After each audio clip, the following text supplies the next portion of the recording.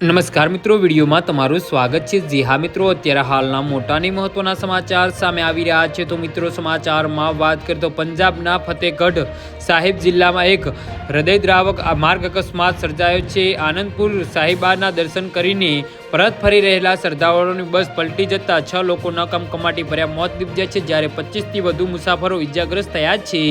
તમામ ઘાયલોને તાત્કાલિક સારવાર માટે નજીકની હોસ્પિટલ ખસેડવામાં આવ્યા છે। મળતી માહિતી મુજબ બસમાં આશરે 35થી 40 મુસાફરો સવાર હતા। આ તમામ શ્રદ્ધાળુઓ આનંદપુર સાહિબ ખાતે મથું ટેકીને પોતાના ગામ મેન માજરી તરફ પરત ફરી રહ્યા હતા। આ દરમિયાન બંસી પઠાણા નજીક ડ્રાઈવરે બસ પરનો કાબુ ગુમાવતા બસ પલટી ખાઈ ગઈ હતી। અકસ્માતની જાણ થતાં સ્થાનિક પોલીસ અને વહીવટીતંત્ર ટીમ ઘટના સ્થળે પહોંચી હતી અને રેસ્ક્યુ ઓપરેશન હાથ ધર્યું હતું।